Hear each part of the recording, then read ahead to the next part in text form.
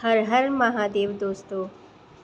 मुंबई की सबसे बड़ी कंपनियों में से एक रॉयल ग्रुप ऑफ इंडस्ट्रीज का मालिक था 32 वर्षीय आर्यन सिंघानिया।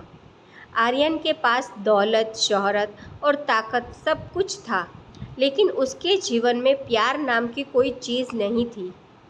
लोग उसे पत्थर दिल सीईओ कहते थे। उसके ऑफिस में कोई भी कर्मचारी उससे सीधी बात करने से डरता था। वह हमेशा गंभीर रहता और किसी को अपने करीब नहीं आने देता था। उसका मानना था कि रिश्ते इंसान को कमज़ोर बना देते हैं। असल में इसके पीछे एक दर्दनाक कारण था। 7 साल पहले आर्यन एक लड़की से बहुत प्यार करता था, लेकिन उस लड़की ने पैसे के लिए उसे छोड़कर किसी और से शादी कर ली थी। उस दिन के बाद आर्यन ने उसके दिल से चारों ओर नफरत और दूरी की दीवारें खड़ी कर दी थी। उसे नहीं पता था कि उसकी ज़िंदगी में जल्द ही एक ऐसी लड़की आने वाली है जो उसकी सारी दीवारें तोड़ देगी। दूसरी तरफ 21 साल की अनन्या शर्मा एक साधारण कॉलेज छात्रा थी। वह अपने पिता, माँ और छोटे भाई के साथ रहती थी। अनन्या बहुत खुशमिजाज, दयालु और आत्मसम्मान वाली लड़की थी। कॉलेज में हर कोई उसे पसंद करता था क्योंकि वह हमेशा दूसरों की मदद करती थी। एक दिन उसके कॉलेज में घोषणा हुई कि रॉयल ग्रुप ऑफ इंडस्ट्रीज के सीईओ आर्यन सिंघानिया मुख्य अतिथि बनकर आने वाले हैं। सभी छात्र उत्साहित थे, लेकिन अनन्या को इन बड़े लोगों में कोई दिलचस्पी नहीं थी। वह बोली, इंसान बड़ा अपने पैसे से नहीं, अपने व्यवहार से होता है। उसे क्या पता था कि यही बात जल्द ही आर्यन के दिल तक पहुंच जाएगी। कॉलेज का कार्यक्रम शुरू हुआ। आर्यन मंच पर पहुंचा। पूरा हॉल तालियों से गूंज उठा, लेकिन एक लड़की थी जो बिल्कुल शांत बैठी थी। वह थी अनन्या। कार्यक्रम के बाद प्रश्न पूछने का समय आया। सब छात्र आर्यन की तारीफ कर रहे थे। तभी अनन्या खड़ी हुई। उसने पूछा, सर, अगर आप सफलता पाने के लिए इंसान को अपने रिश्ते और भावनाएं छोड़नी पड़े, तो क्या ऐसी सफलता सच में सफल कहलाएगी? पूरा हॉल शांत हो गया। आर्यन पहली बार किसी छात्र के सवाल से चौंका था। उसने जवाब दिया, हाँ, क्योंकि भावनाएं इंसान को कमज़ोर बनाती है। अनन्या मुस्कुराई, नहीं सर, भावनाएं कमज़ोर नहीं बनाती बल्कि इंसान बनाती है। पहली बार किसी ने सबके सामने आर्यन को चुनौती दी थी, लेकिन अजीब बात यह थी कि उसे गुस्सा नहीं आया। कुछ दिनों बाद अनन्या सड़क पार कर रही थी। अचानक एक तेज रफ्तार कार उसकी ओर बढ़ी।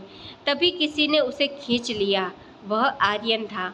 अनन्या हैरान रह गई। आप यहाँ? आर्यन बोला, मीटिंग के लिए आया था। हालांकि सच्चाई यह थी कि वह कई दिनों से अनन्या के बारे में सोच रहा था। उसने पहली बार किसी लड़की के बारे में इतना सोचा था। दोनों पास के कैफ़े में बैठ गए। वहाँ अनन्या ने खुलकर बातें की। वह हंसती रही और आर्यन बस उसे देखता रहा। उसे महसूस हुआ कि वर्षों का बाद उसके चेहरे पर मुस्कान आई है। अब दोनों की मुलाकातें बढ़ने लगी। कभी कैफ़े, कभी पार्क, कभी समुद्र किनारा। अनन्या हमेशा आर्यन को हंसाने की कोशिश करती। एक दिन उसने पूछा, आप हमेशा इतने गंभीर क्यों रहते हैं? आर्यन ने पहली बार अपना अतीत बताया। सब सुनकर अनन्या बोली, एक व्यक्ति के धोखा देने से पूरी दुनिया गलत नहीं हो जाती। उसकी बात आर्यन के दिल में उतर गई। धीरे धीरे वह बदलने लगा। ऑफिस में कर्मचारी भी उसकी मुस्कान देखने लगे। आर्यन की कंपनी का सबसे बड़ा दुश्मन विक्रम मल्होत्रा था। जब उसे आर्यन और अनन्या के रिश्ते का पता चला तो उसने उन्हें अलग करने की योजना बनाई। उसने झूठी तस्वीरें और नकली सबूत तैयार करवाए।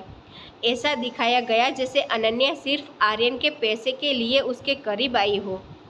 जब ये सबूत आर्यन तक पहुँचे तो उसका पुराना दर्द जाग उठा। उसे लगा इतिहास फिर दोहराया जा रहा है। गुस्से में उसने अनन्या से दूरी बना ली। अनन्या समझ नहीं पा रही थी कि आर्यन अचानक बदल क्यों गया। वह उसे मिलने गई, लेकिन आर्यन ने कहा, मुझे तुमसे कोई रिश्ता नहीं रखना। अनन्या की आंखों से आंसू बहने लगे। कम से कम मेरी बात तो सुन लीजिए। लेकिन आर्यन चला गया। उस रात दोनों नहीं सो पाए। एक तरफ आर्यन अपने डर से लड़ रहा था, दूसरी तरफ अनन्या टूट रही थी। कुछ दिनों बाद आर्यन के वफादार मैनेजर ने जांच करवाई। सारी सच्चाई सामने आ गई। सबूत नकली थे। विक्रम ने साजिश रची थी। यह सुनकर आर्यन के पैरों तले जमीन खिसक गई। उसे अपनी गलती का एहसास हुआ। वह तुरंत अनन्या के पास पहुंचा, लेकिन तब तक बहुत देर हो चुकी थी। अनन्या अपने कॉलेज से लौट रही थी। उसी समय विक्रम के लोगों ने उसे नुकसान पहुंचाने की कोशिश की। बचने के प्रयास में उसका एक्सीडेंट हो गया। खबर सुनते ही आर्यन अस्पताल पहुंचा। ऑपरेशन थिएटर के बाद बाहर वह घंटों रोता रहा। पहली बार उसे एहसास हुआ कि अनन्या उसके लिए क्या मायने रखती है। वह भगवान से प्रार्थना करने लगा, बस उसे बचा लो, उसकी सारी तकलीफ़ें मुझे दे दो। कई घंटों बाद डॉक्टर बाहर आए। ऑपरेशन सफल रहा। आर्यन की आंखों में खुशी के आंसू आ गए। जब अनन्या को होश आया तो उसने आर्यन को अपने पास बैठे देखा। आर्यन ने उसका हाथ पकड़ लिया। मुझे माफ़ कर दो। अनन्या चुप रही। आर्यन की आंखों से आंसू बह निकले। मैं तुमसे प्यार करता हूँ अनन्या, शायद जितना खुद से भी नहीं करता। अनन्या की आंखों भी भर आई। मैं भी आपसे प्यार करती हूँ। वर्षों से बंद पड़ा आर्यन का दिल आखिर खुल चुका था। कुछ महीनों बाद अनन्या पूरी तरह ठीक हो गई। आर्यन ने विक्रम को कानून के हवाले कर दिया। अब वह पहले जैसा कठोर सीईओ नहीं रहा था।